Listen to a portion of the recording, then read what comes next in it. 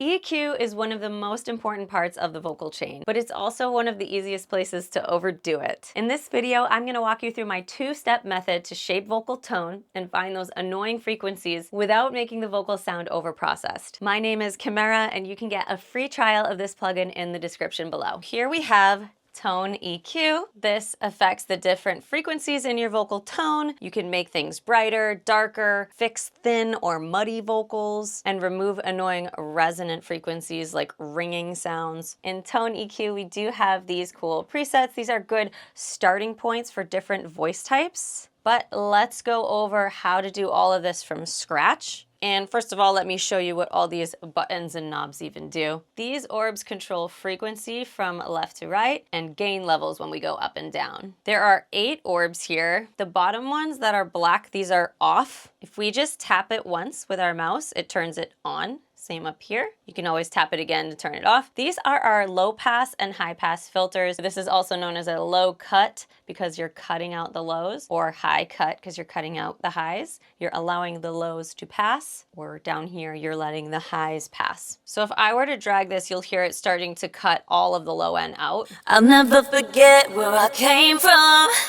The rest of these orbs here are going to be our main controls. These are known as a bell curve or a peaking band. If you were to have the first one or the 6th one up and you tap it, it changes to a shelf shape. I don't really use the bottom one, but I use this one a lot when I just want to raise up some of the high end, but I don't want it to like raise then come back down. I want all of the high end to sparkle upwards. You saw that in some of my presets, just like that. Anytime you have an orb clicked, like I clicked that once, this orb is considered selected. So any of the first 3 knobs will respond to this. So if I turn this up and down, this is my dB, it's turning it all the way up and all the way down. Or I can slide the hertz frequency up or down with this knob. And then this knob is called the quality factor. It's called Q, and that controls the tightness of the band. So would we want a wide band or a very narrow band? And I'm gonna show you my favorite EQ trick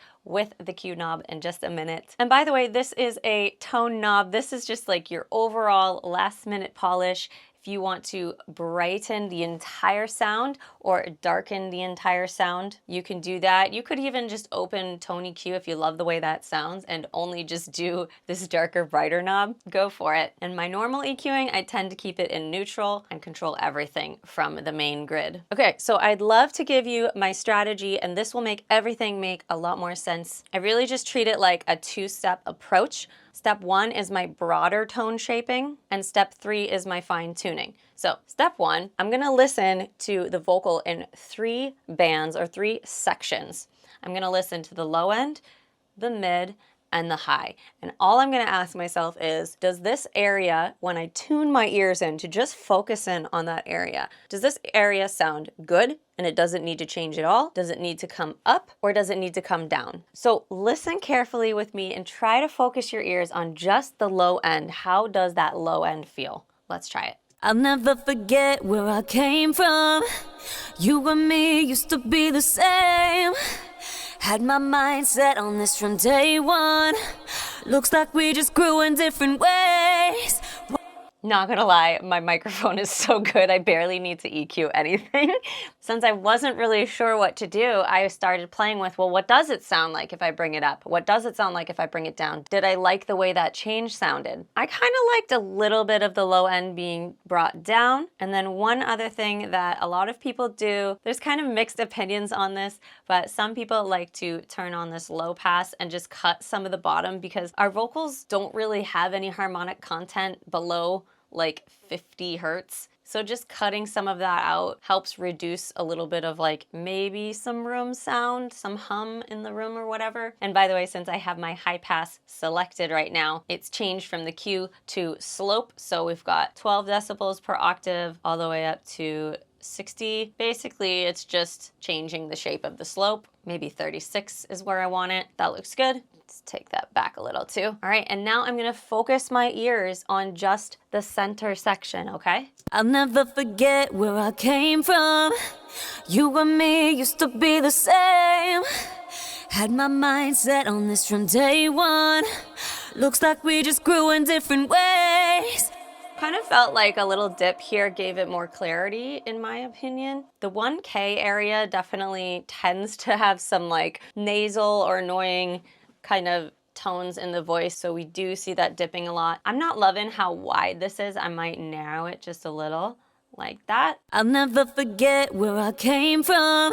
Okay, now can we tune our ears to just the high end? How do you like this high end? I'll never forget where I came from.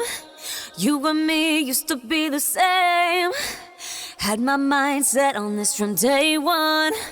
Looks like we just grew in different ways. White picket looking average.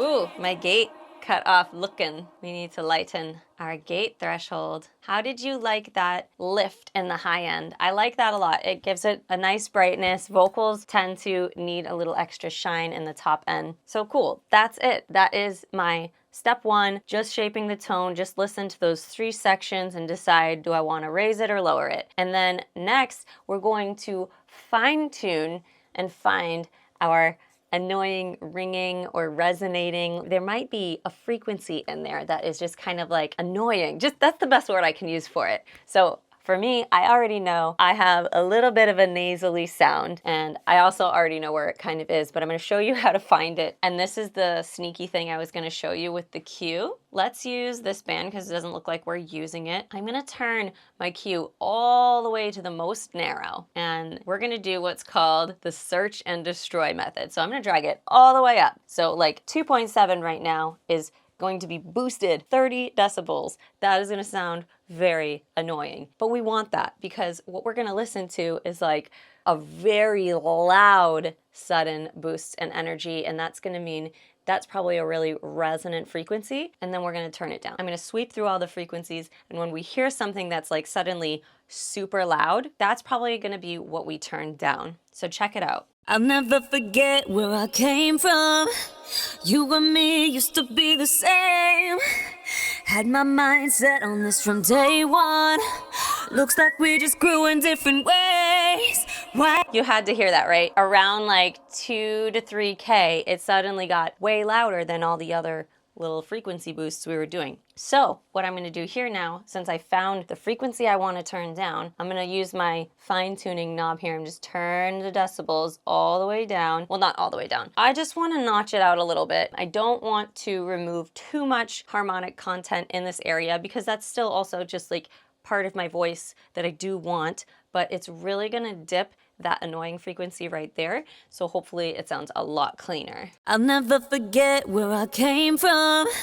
You and me used to be the same.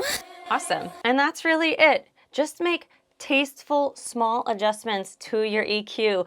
Don't perform EQ surgery. Our goal is simply to just lightly enhance or correct your already naturally beautiful tone.